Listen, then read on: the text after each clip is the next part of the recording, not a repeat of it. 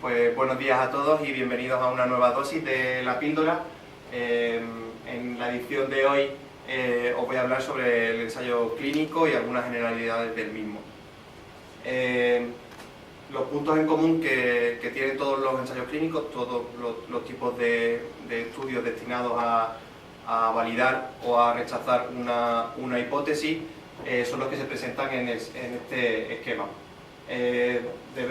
Tendremos que comenzar con la definición del objetivo. Planteamos una hipótesis que el estudio se encargará de aprobar o rechazar. Esa hipótesis tenemos que estudiarla en una población que será la población sujeta al estudio. De esa población debemos seleccionar una muestra, ya que el ensayo clínico no se puede hacer en toda la población diana, y se procede a una selección de los sujetos de esa población a estudiar. Una vez tenemos seleccionado a esa muestra del estudio, se le asigna al grupo, o bien al grupo experimental o al grupo control. Tras esta asignación, se hace la intervención, o bien queremos probar un nuevo medicamento o comprobar la eficacia de un tratamiento respecto a un grupo control, y tras esta intervención se procede a la evaluación de la respuesta. El grupo experimental tendrá una respuesta y el grupo control otra. Las diferencias entre los resultados de ambos grupos se deberán analizar con un análisis estadístico, lo que nos llevará a extraer unas conclusiones del estudio y una interpretación de esos resultados. Hay distintos puntos de control en el ensayo clínico para eliminar los sesgos, y uno de ellos es la comparación del grupo experimental con los grupos controles. ¿Qué tipos de controles podemos encontrar en los ensayos clínicos? Pues puede haber un control antes, o sea, la comparación del antes y el después. Son estudios no controlados. En este tipo de estudios tenemos una caracterización de la población, una observación inicial, a la que a esta población la sometemos a un tratamiento durante un tiempo, y después, tras este tratamiento, volvemos a observar la muestra, y la comparación entre el final y la condición inicial nos dará el efecto de nuestro tratamiento. Hay estudios clínicos, ensayos clínicos, que presentan controles históricos, ¿vale? Lo que se llaman controles no concurrentes, porque no suceden al mismo tiempo que realizamos la intervención. En estos estudios el tratamiento o el grupo control es unos valores históricos, o sea, se recogen de una muestra histórica, de un ensayo que ya se realizó, y se compara con una intervención experimental en el presente. La comparación de la observación final de ambos grupos nos dará el resultado de nuestro ensayo clínico.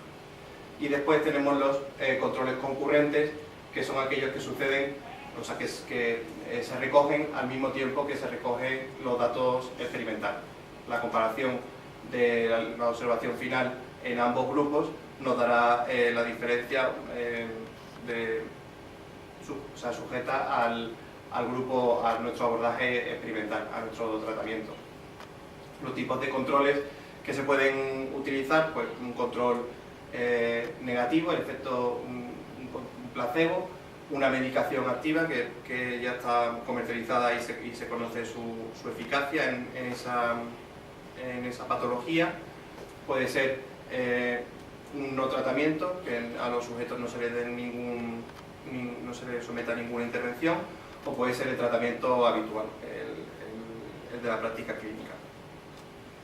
Esto es un punto muy importante de control y de crédito a la hora de valorar después los resultados que se obtengan con este diseño. Lo óptimo es el ensayo tipo cruzado, el diseño crossover, en el que la población se aleatoriza en dos grupos, y a una se le somete al grupo experimental, al fármaco de tratamiento, y al otro grupo se le somete a un control con un placebo. Transcurrido un periodo de lavado, el primer grupo se someterá entonces a una intervención con un placebo, y el primer grupo que había sido sometido en la primera intervención con un placebo se le somete a un tratamiento con la medicación de interés. En este caso los resultados no se comparan entre grupos, sino se comparan con ellos mismos, ¿no? Aquí podéis ver cómo la variabilidad que se pone en juego no es la variabilidad interindividual, sino la intraindividual. Al ser esta menor, la población a la que se necesita investigar para obtener resultados concluyentes es mucho menor que si el diseño no fuese cruzado.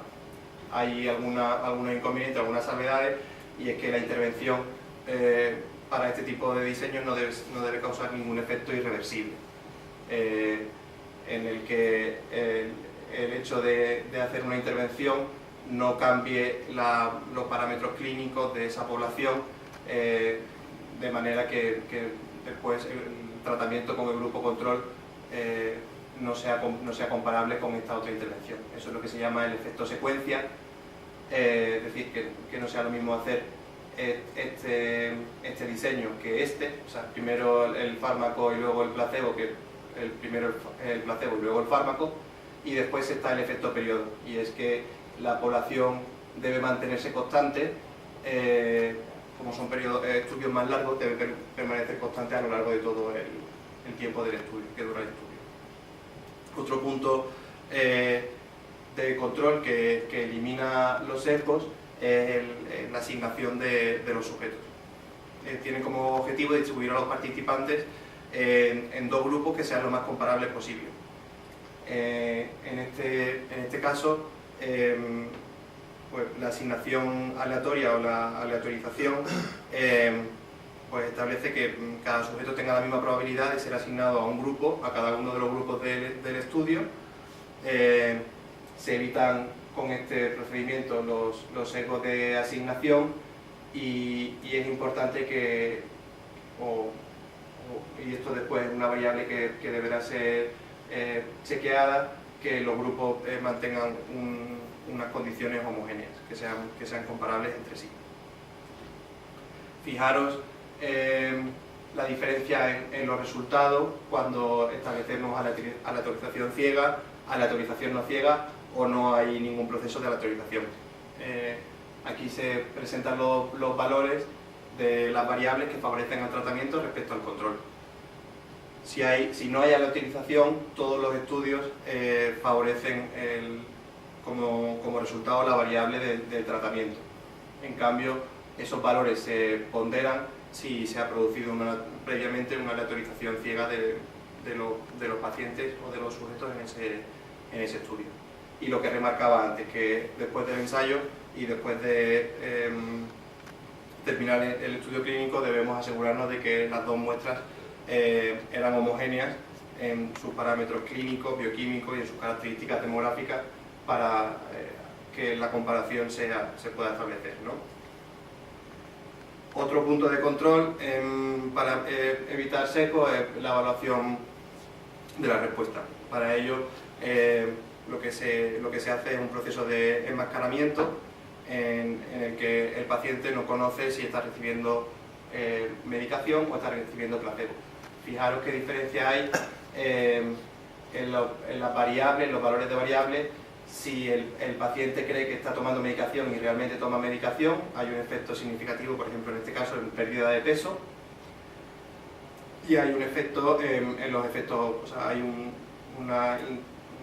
incremento, un porcentaje del 82% de efectos adversos. Si esos mismos pacientes creen que estaban tomando placebo, disminuye considerablemente los efectos adversos que se observan, y ya no hay significancia estadística en la pérdida de peso. Y lo mismo sucede lo contrario cuando los pacientes creen que están tomando medicación y en realidad están tomando placebo, pues sigue habiendo ese efecto estadístico, significativamente estadístico. Entonces, en la evaluación de la respuesta, y muchas veces incluso es más importante cuando la variable es subjetiva, la creencia o sea, el conocimiento por parte del paciente de su grupo de asignación influye directamente en los resultados.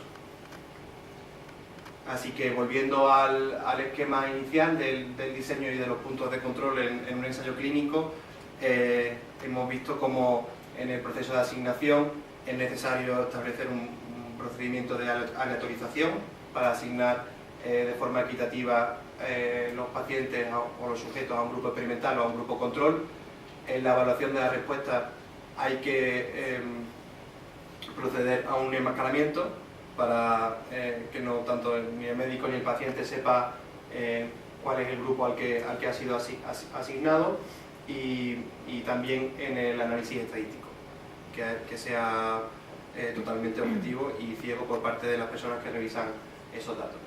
Después hay otros puntos de control importantes en la selección de la muestra, establecer unos criterios de inclusión y exclusión adecuados, y después para el resto de los puntos de control pues no queda más que esperar honestidad y rigor por parte del equipo investigador, tanto en la interpretación de los resultados, en la elaboración de las conclusiones, como al principio del estudio, en la definición del objetivo y en el planteamiento de la hipótesis. Así que nada, como conclusiones, deciros que existen muchos tipos de diseño, no hay un único tipo de ensayo clínico, y el diseño de este dependerá de variables como la población de estudio, la hipótesis que se pretende demostrar, la fase de desarrollo, etc. Este diseño influye directamente en la credibilidad de los resultados y en la veracidad de las conclusiones que pueden ser extraídas de los mismos, y el cumplimiento de los puntos de aleatorización y enmascaramiento asegurará la eliminación de cualquier posible sesgo en el ensayo clínico. Y eso es todo. Muchas gracias.